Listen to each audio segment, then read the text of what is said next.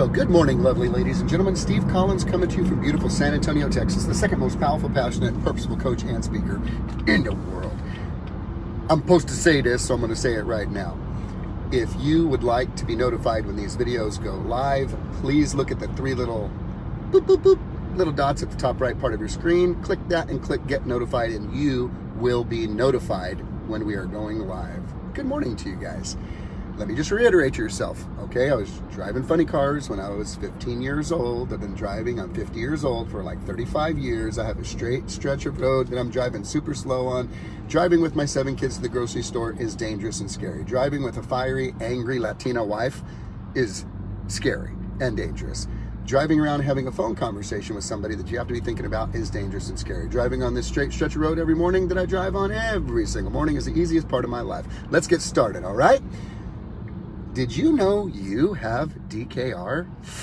You, my friend, have DKR. You may not be aware of this, but you do have DKR. And what is DKR? It is that substance inside of you that will allow you to pretty much do anything that you think you cannot do. You already have it inside of you. Now, it's going to be a little poignant, and you might not like the example because it might make you uncomfortable, but that's what a good coach does. A good coach makes you uncomfortable and causes you to think about things in a different light. Great leaders, do you know, don't tell you what to do. They teach you how to think, and it's my desire this morning to teach you how to think in this area. You have DKR. You already have DKR. What is that? I will tell you exactly what it is, but first go with me in the theater of your mind in this scenario.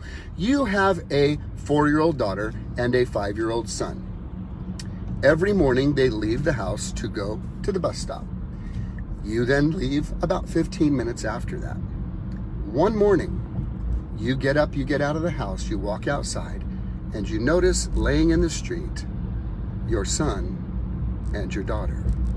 They are laying down in the street. They are not moving, and there is a small pool of blood near both of them. And it becomes apparent very quickly that they are victims of a hit and run. Now you can see that you can feel the heartbeat. They have not passed away, but you don't know what's going on with your children.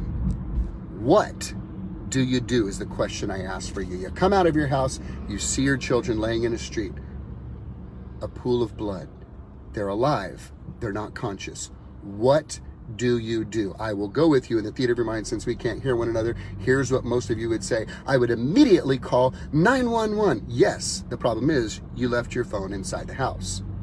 Well, then I would run in the house and get my phone. Yes, but you locked yourself out of the house. Well, I would jump in my car and I would take him to the hospital. Yes, but your keys are in the house because the door of the house locked by itself. What would you do now? Well, I would go knock on my neighbor's doors. Yes, and no neighbors answered their doors. What would you do? I would pick them up in my hands and I would scream and I would tell somebody, please help me, please help. Nobody is stopping to help you with your 2 babies in your hands.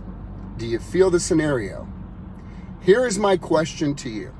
What would you do next? Okay, and if that didn't work, what would you do next? Okay, well, if that didn't work, what would you do next? My point, ladies and gentlemen, is this. At what point in this scenario with your children under your arms do you look at them and say to yourself, well, Sarah, well, Johnny, Mama's done everything. There's nothing more I can do. I did my best. At what point do you make that decision? At what point do you say, well, Sarah, well, Johnny, Mama tried her best. At what point do you quit? Oh, now I heard that. You don't quit, do you? You don't quit. Do you know why you don't quit?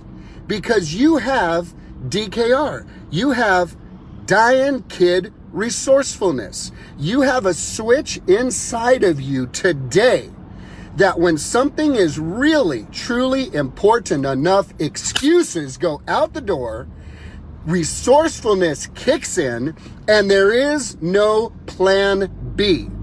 There is no option. There is no default. There is no walkaway. There is no finish line until you have literally exhausted every ounce of energy in your body in pursuit of protecting your children. At what point in the scenario with your children under your arms do you say, Sarah Johnny, it's just not, sorry, Mama did everything she could.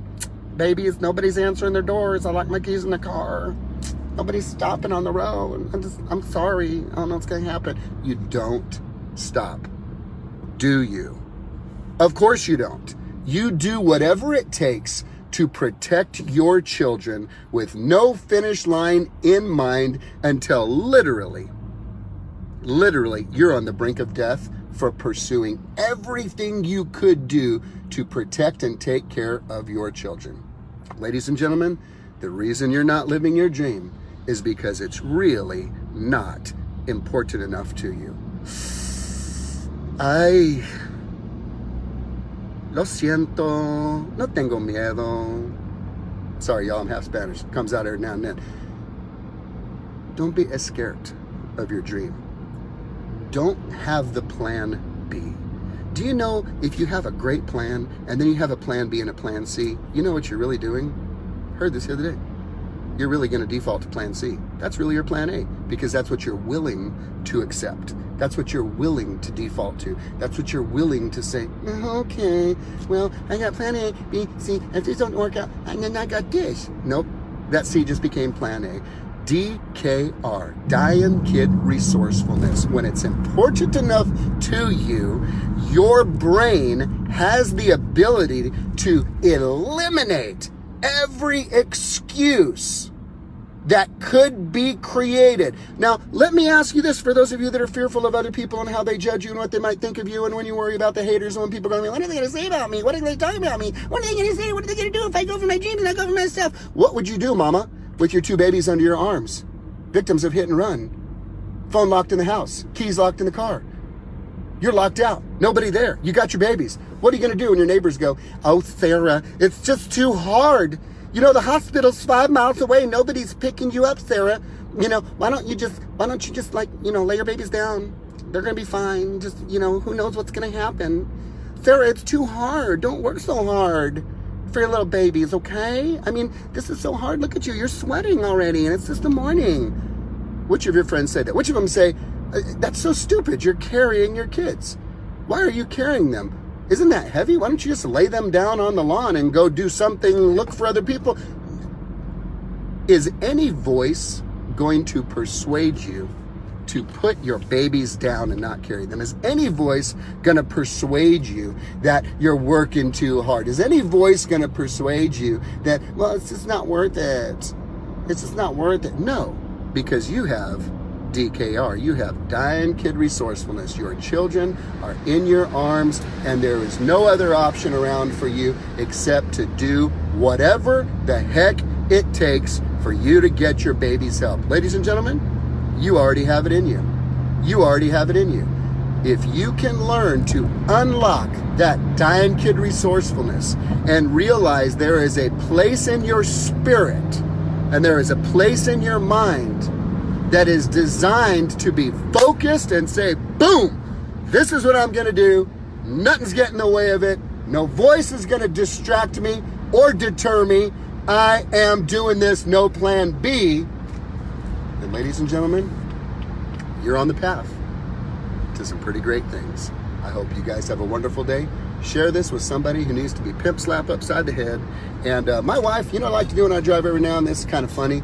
My wife bought me a flask. She said, it'd be funny is if you filled your flask with water and you drank it in the morning so it looked like you were drinking and driving to freak people out. Isn't this cute? She got me this flask. I love it. I'm drinking and driving. It's just water, y'all. Love ya. Have a great day, guys.